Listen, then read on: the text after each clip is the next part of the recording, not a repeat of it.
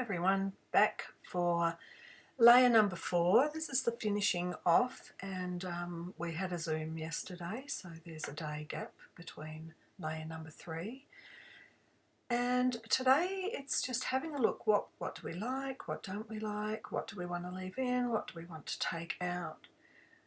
Still feeling a little bit underconfident, I think, about all of this, and it really, to me, it is just simply because I'm wishing I'd have worked on a larger piece.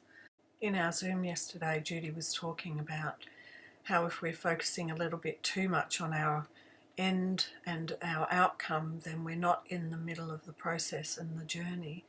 And I realised that I was probably one of the people she was talking to. I had a prescribed idea of how I wanted it to look at the end and what I would achieve with it. And the beauty of working with 3 different pieces is that you can stop and move over to another one, as I said in the last video. So these little last minute things, I find that what I'm doing is turning the board up and down and around and looking at it from so many different angles, and at the moment I've seen that I prefer it this way up.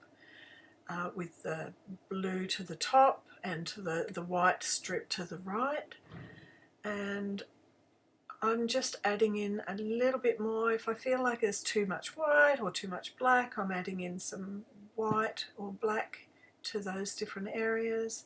Still scratching back. I've added a little bit of a green colour there using my Matisse Structure paints. Adding in some white. I still feel that I might feel more comfortable, and this is just personal, if it was a little bit bigger, but also if it was up on my easel or up on the wall, especially being able to stand back and look at it from a distance. But that's okay. This is a process and it is part of learning, and there is nothing wrong with any of that. Now, the cream colour I've just added is a little bit of what I originally painted the boards with. I thought that maybe it would blend into any that's showing through from the background, and that was a coloured gesso, Matisse coloured gesso. And I'm turning it again and having a look and thinking, is that really what I want it to look, is that the way up I want it? And adding a little bit more mark making, a little bit more dark over to the left there. And then I thought, I want to add a little bit of gel pen in there. Few little more extra areas of interest. Those lines to just reconnect with the original line of between the white and the black. And moving it around, and then I thought that actually I liked it the other way, so so it's changed again by putting it upside down. So I looked at this one and thought, even though I did all of the boards at the start with the white at the top and the black at the bottom, that even this one I liked best on its side. And I'm just adding in a little bit. The blue there is mixed with, so it's mixed with a normal white acrylic, but the blue is a Matisse Structure, which is actually quite transparent anyway, so I've mixed it in with some white. Adding some mark making, just adding a bit.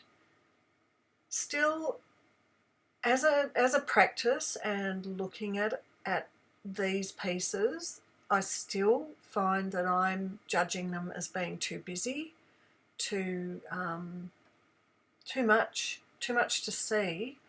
And when I scanned them in and blew them up on the computer and printed them out on A4, I felt that there was enough space for everything that was going on, the activity that was going on in each of them seemed to have enough space for me to be happy with how it's going. So that's okay. I think what I'm probably going to do is blow them up and and try to find a way to recreate some of them on a larger canvas and explore whatever happens from there. So this one, once again, still turning it up and down, having a look, seeing what I like, what I don't like, what I want to take back, what I want to add in. I wanted a little bit more dark up in that corner, but then I wanted to scrape back that black gesso and see a little bit more of the oil pastel underneath. Still wasn't quite sure. Thought that maybe I liked it up this way in the end, and then I felt that even though I liked it up that way, that there needed to be a little bit more dark to weight it down. So I've added in that black, and I feel it's very clumsy, but wiped it back, added a little bit of scraping so that you can get the colour underneath. And then I was thinking, what do I do now? It looks a bit messy, but then I realised I can dab my scraper in the black and make lines with the scraper, and I quite like that.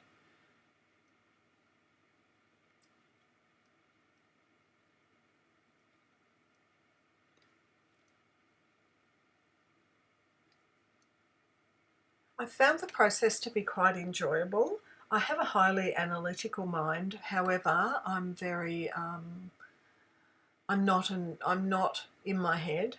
I just think that from my years of experience of looking at both things with a critical eye, but also with a kindness, that there's a balance, and I'm trying to find that balance within this work. This one I wasn't even sure I wanted to add any, but I just didn't like that hard corner line there, so I've put some white over it, made that a paler greeny blue, and then just started to splotch a bit, just wiping it back a little bit. Really didn't think I needed to add a lot to this one.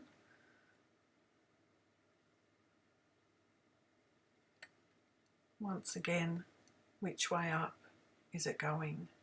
So that's the last one for this series, and I hope you've enjoyed it and had fun playing along, and I'll see you soon. Thank you. Bye.